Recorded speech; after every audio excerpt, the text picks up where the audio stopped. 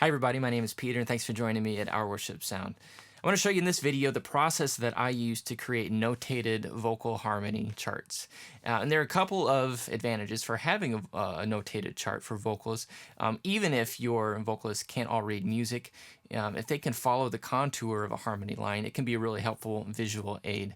And the second reason is that if you have your harmonies notated and defined in black and white, there's less question if you go back to a song later about what harmonies you used and how they need to be sung. So it can be a kind of a time saver that way. This video isn't going to be a really in-depth step-by-step explanation of everything that goes into it. It's just meant to be kind of a jumping off point for you to maybe think about how this might be valuable for you and to kind of help you see an overall possibility for your own workflow as you get into this. So let's dive into it. To start the process, we'll begin in a MIDI recording application. I use a program called Logic Pro, but there are any number of programs that will work for this. We will begin with an empty project and a single software instrument track. Let's set the tempo for the song, and then we'll start recording.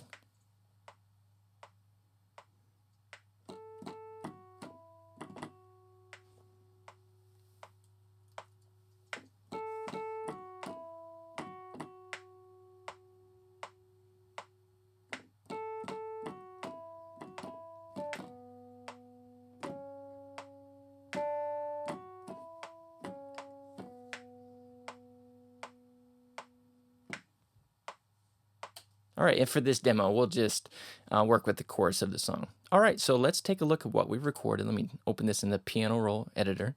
We're going to do quite a lot in this window. Now, if we zoom in more, or if we zoom in closer, we can see that some of the notes line right up or right next to the line. Some of them are a little bit off. So we're going to do something called quantize that will force all these notes to begin right at the beginning of a line. And it's for any note that we choose. You want to set it for the smallest note value that you have. And this, what I just played in, had 16th notes, but not 32nd. So we'll go to 16th note. And now you can see that they all line up with the grid. Now sometimes they'll go the wrong way if your timing was a little bit more off. But this will get us pretty close, and it'll make sure we don't have any surprises when we open these notes in the music notation program. Next thing I want to do is select them all and shorten them a little bit, because notes being a little bit too short are going to create a lot fewer problems than notes that go a little bit too long in the music notation.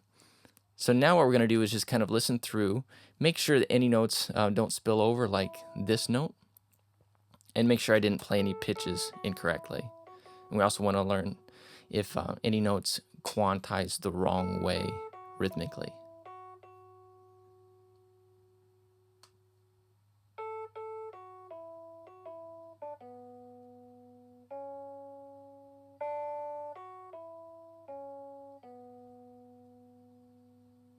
Okay, now two things about how I played this in. One, when you do this, you do not want to use your keyboard sustain pedal, because if you just press and release a key and hold it with the sustain pedal, the note will only last for as long as you actually press the key down. So for example, if I just released the key and held it down with the sustain pedal for this note, it would be this short. Instead of holding it out to the actual length, I want it to be in the notation. So don't use your sustain pedal when you're recording. The other thing is you want to give some thought as to how many of the vocal inflections you want to include. Now, something like this, if you listen to it, you are worthy. In a lot of notation, this note will be left out, and the notation will actually say, for you are worthy, and it'll be a lot more straight. I like to include some of the vocal inflections just so there's a little bit more precision about how we know to sing the chart. But you want to find a balance between getting it precise and not muddling up your vocal chart too much, because if you put in every single little inflected note, it would probably just be a little bit too much in your chart. So you work with that to find something that works for you and for your team. All right, so this idea of what we're going to do is we have one line that's perfect as we want it, and we're going to use that and create the other lines from that. We'll also do that once we get to the notation. So let's go ahead and, well, hold on, there's one more thing we need to do. We're also going to quantize the scale. So we're going to go to D major. All these pitches fit within the key of D major, but this is going to help us create our harmony parts. So from here, I'm going to duplicate this track. I'm going to option drag this one to create a copy of it. And we're going to use the soprano part to create the alto part. So now let me make sure I have the alto part selected down here. And what I'm going to do is highlight them all and drag them down about a third. Okay, so down 3 or 4 notes in the scale. So let's take this A, and a third down from that in the D major scale is going to put us at an F sharp. So now let's listen to how this harmony sounds. Okay, now one problem we hear right away is that when we dragged it down the amount that we did, this note landed on an E flat, which is not a part of the scale. So we need to do the same quantizing the scale here, and then just reselecting D should put us where we need to be. Okay, so these notes are off in our harmony. So let's take all the E's. Well, let's click the E to select all the E's and drag it down to D. And let's take, before we do that, worthy, I think that'll work. Let's see how close that gets us. Okay, this will take a little bit of trial and error to find the harmonies that actually work. Okay, this one's going to be the same thing. Let's go over here.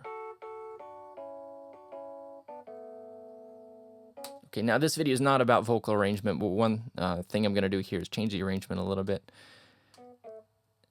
So where this is actually going to be, since the melody goes low, I don't want to push the altos down too far in their range, so we're actually going to join the sopranos for this part, have a little bit of a unison effect.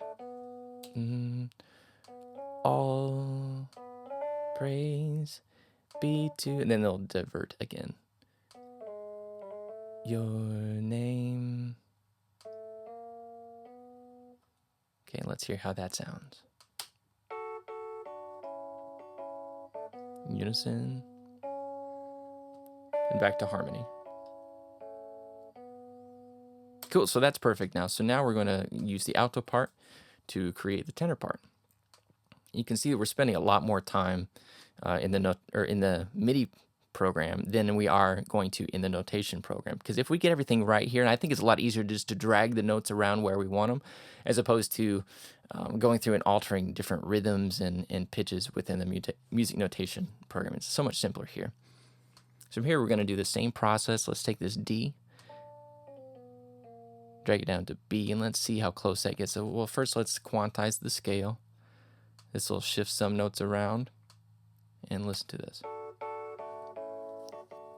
That sounds pretty good.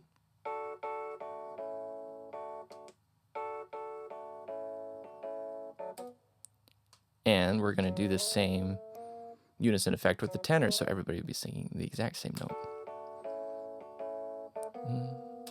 That's not the right note. There we go. All praise.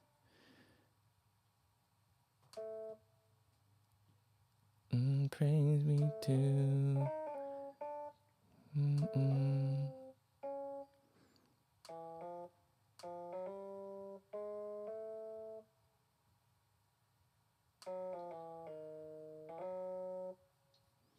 And let's have a listen.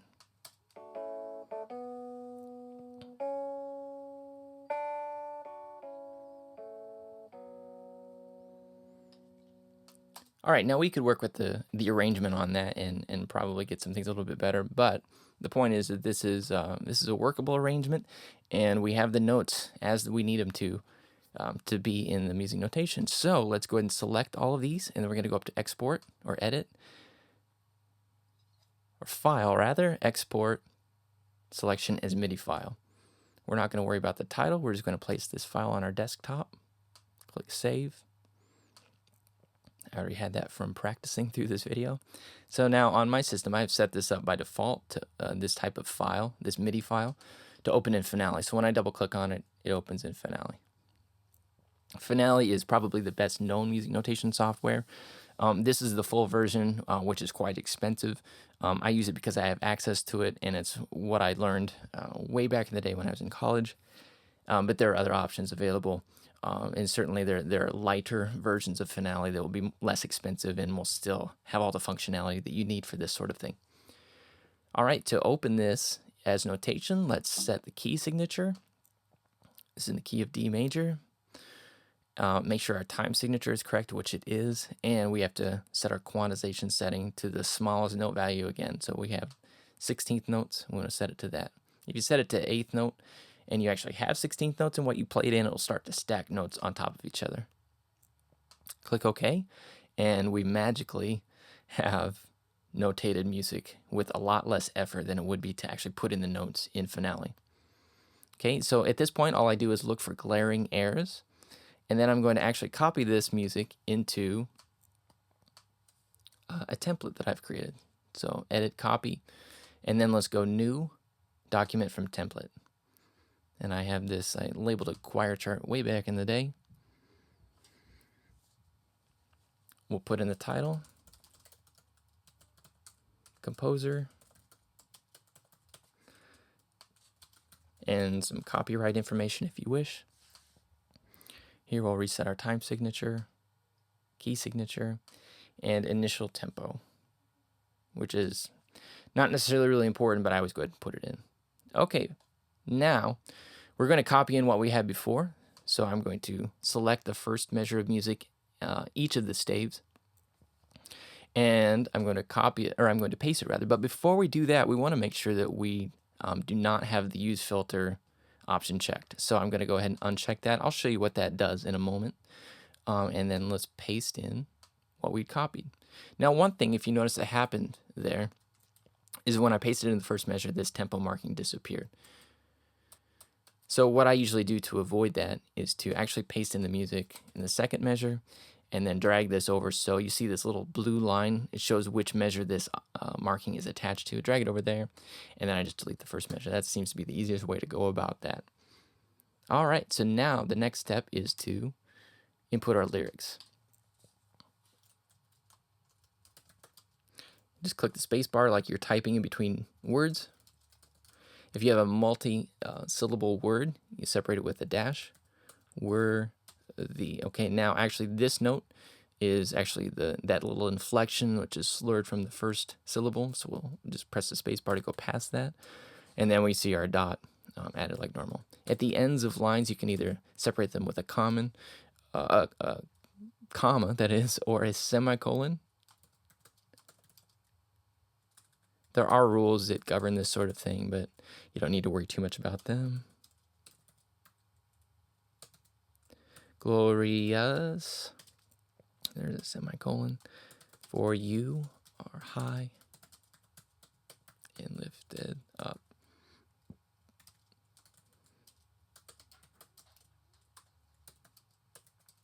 Typing under pressure. It's not fun. All right, so now we have our lyrics, and you can see that some of the lyric extensions appeared automatically. Okay, now what we need to do is we're going to put the slur in for this note. So we go up to the slur tool. Just double click that note for a single note slur. And then I'd like to put in section labels. This is the chorus, so it's really odd that this is the repeat tool that does this. But it'll make sure it's attached to a certain place in the music. It is not just kind of a floating text box. So create chorus. Now I like to do a couple things with the font. Make it bold, not italicized, a little bit smaller. And those are some steps that I go through. Now for other sections, I could go in and change all of the font settings like I just did. But a shortcut here is just to click duplicate a couple times, and then you can select a different instance of it, go into edit, type in different,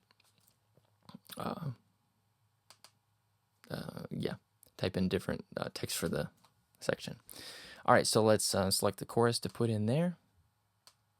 You can see that it gets there. All right, so now the same concept of let's make sure we get one line correct, and then we're going to copy it to the next line. So click your selection tool, and then you can click out to the left of any stave to select the whole stave. And now watch what happens when I click and drag from the soprano line down to the alto line something happened that we didn't want to happen. That is that the notes changed. Okay, so we had the harmony part. Now that harmony part is gone. We have the lyrics and slurs and other things, but it changed the notes and everything, which is not what we want. So we'll undo that. And now here's where we can use the filter to our advantage. We go up to Edit, and then Edit Filter.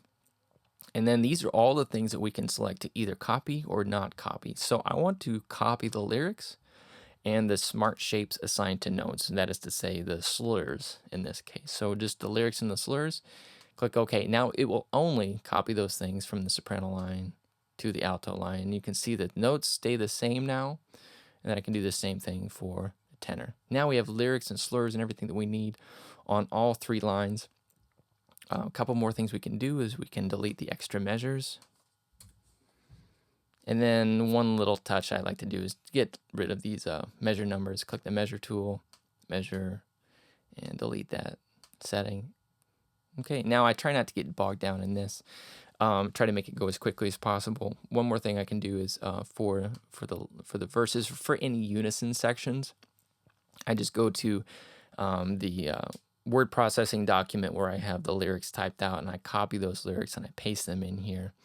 I don't take the time to notate the unison sections because I trust that my team is going to be able to learn and pick up unison lines on their own just by listening to recordings. So that's kind of on them to do without me spending a whole lot of extra time on my end to get that ready. That's something that they can do on their own. So you can see that most of the time was spent in the MIDI recording program, getting the notes trimmed and accurate before it was brought in. Then once we got to here, it's a pretty quick process. So that's how it goes. So I forgot to add that once you've finished your notation, you can either print it off on paper or just distribute it as a PDF. But then you have a notated vocal chart for your team to use, and it can be really helpful. If you want to learn more about this, there's some links on the website. If you go there to OurWorshipSound.com or click the link in the video description or click on the eye in the upper right-hand corner of the video, it'll lead you to that. And you can learn more about possible applications and just kind of going from there. If there's more interest in doing this sort of thing, there might be the possibility of maybe a sort of mini course that can dive a little bit more into the specifics of how to get to this point. So anyway, lots more to come in the next few weeks and months at Our Worship Sound. Thanks for watching, and we'll see you soon.